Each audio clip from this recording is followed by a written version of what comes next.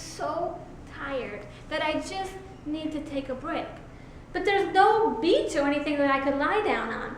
It's all rock, and it's not like smooth, shiny rock that I could lie down and take a breather. No, it's like that black, volcanic, craggly rock, super sharp, and if you step on it, it's going to cut your feet. You know what I mean? Yeah. So, but I had no choice, and I'm just going to sit wherever I can.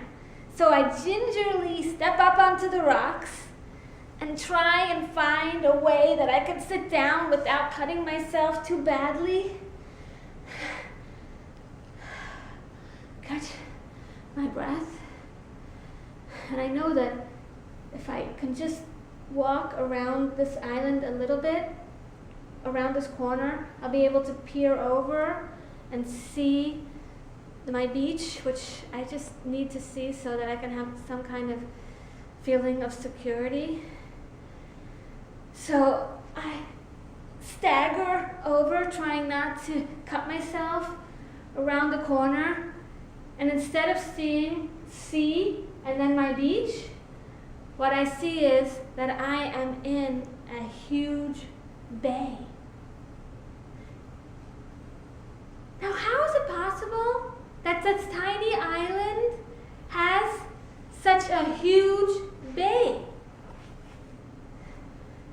All I can think of is that I have the worst sense of direction and spatial coordination, and that I completely misjudged the size of this island. Okay, it is what it is. I have to now swim through this enormous bay also. So I swim through it, I get to the side of it, I go around the bend, because I know that this is going to be the edge of the back of this island. And I get around, and what do I see? Another huge bay. And that's when I started second guessing the fact that I was on the island. In fact, I may have completely overshot the island, and I now may be standing on a peninsula that's jutting out of the mainland, far from that little island. But I can't be sure until I swim through this second giant bay. And so I do. And I get around to the edge, and I peer over, and I see that I'm on an enormous piece of land jutting out of the island of Vieques. And it's all jungle, and it's totally uninhabited, and there are no roads. But I have seen this peninsula from my beach, so and I know it's connected to the beach. Let me show you a picture. So this is where I started. Started on the beach. Vulcan and I swam over here with the intention to swim back to the beach. With our snorkels, wearing our goggles. But somehow, here where it got choppy, I put my head in with my goggles and I swam really hard, trying to get to the other side of it, but I've actually swam here. Probably took a breather around here, swam through this bay, then swam through this bay, and now I'm over here, and I can see the whole peninsula going down and meeting the rest of the island. So now here I am on the peninsula. I know I'm far away from where I need to be, but I know that if I walk across the peninsula, I can get back to my beach. But I also know that it has a high elevation, and that maybe when I get to up there, I'll be able to see down and see where I am so I can make it easily to the beach. So I start walking. But what I'm walking through is mangrove forest. It's just mud and tree roots and thorns. I'm not wearing any shoes. I don't have any flippers. And I'm walking, and it's dark and jungly. And as I mentioned, I have a really bad sense of direction, and there's a good chance that I'm going to get lost. And if I get lost in the jungle, it's going to be very hard for somebody to find me. So after walking for a while, I decided to go back to where I had started. I forlornly went back to the edge of the peninsula, and I sat there, sadly wondering what I could do. And I realized that I had two choices. I could sit there and wait to be rescued, or I could swim back. Now, if I waited to be rescued, it might not happen until the next day, because it's getting late in the day and it's getting dark, and nobody's going to be able to see me if it's dark, and I'm off the beaten track at this point. And that means that I'm going to have to sit here all night long in my wet bathing suit, and it's going to get cold. I'm not going to have a way to get warm, and I'm definitely going to be eaten by mosquitoes. And I have heard that you can get hypothermia very easily if your body temperature drops too low and you're not properly dressed. So I'm nervous about that. My only other option is to swim back. Now, it was so hard to get here in the first place. How am I possibly going to have the energy to swim all the way back? And once I pass that area with the bays, there is no stopping. It's cliff all the way back to my beach. Do I have the strength? I'm not like some fantastic Olympian swimmer. Do I have the strength to do this? So I sat there, and I thought, what to do. And I don't know why, but at some point I just said, let's try swimming. And I got into the sea, and I started swimming back. Swam through the first bay, second bay. Now I'm in open water, and I have to admit, it was easier on the way back. Now, is that because the current was on my side? I don't know, but it was easier. So at some point I'm swimming, and I can actually see the little island that's over there. And I'm like, goddamn island. Keep swimming. Now I'm at the part with the cliffs. I still have like 20 minutes left to swim, and I'm super tired, trying to motivate myself. Keep swimming, keep swimming, keep swimming. And what I'm telling myself is, tonight you're not eating beans out of a can. Tonight, you're going to eat in the best restaurant on this island.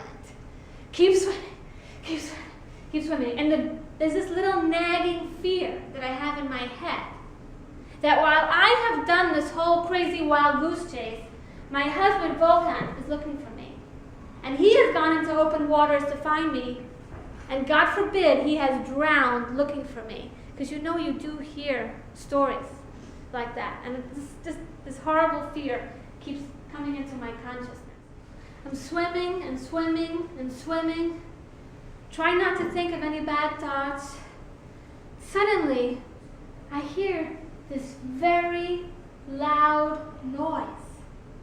So I stop, treading water, and I can't see a thing because my goggles are all fogged up. Pull my goggles down. I look up, and there is a giant red helicopter hovering above me. And I realize that somebody is trying to rescue me. And I think, oh no! Because I have heard that they charge tens of thousands of dollars to rescue you when you do something stupid. And I definitely cannot afford that. So I'm treading and waiting for them to do something, and they're not doing anything. And the helicopter's whirring is making the water so wavy that I can barely stay afloat at this point. The only thing I can do is keep swimming. So I get back in, and I start swimming. But every now and again, I stop, and I tread, and pull my goggles down to see if they're trying to do something. Because if they're trying to rescue me, I don't want to make this more complicated than it has to be. And at some point, I see a man coming down a rope.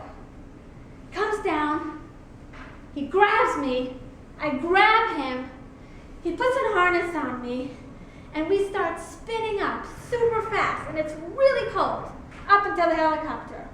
And when I get to the top, I peer in, and I see that there's no seats, just a metal bottom. And I kind of expected my husband to be sitting in the helicopter. I guess I'd seen too many movies. And I got in, and I asked them, where's my husband? And they said, your husband is at the beach. We're taking you to the beach. And I think, oh, cool, we're going to the beach. And we start flying over, and I look down, and in the meantime, my husband, for the past 2.5 hours, has been looking for me. When he and I were on the other side of that island and it got really choppy and we lost each other, he thought that I had swam back to the beach because he saw a woman walking on the beach. He swam back and he got there and he realized that it wasn't me. And at that point, he got a little nervous. And he went looking around and he found a policeman. You know how you never have a policeman when you need it? Well, a policeman was there on the beach.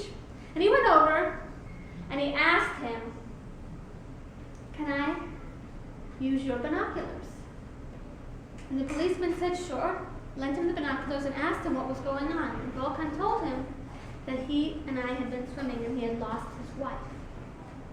And they peered over from the hill onto the bay.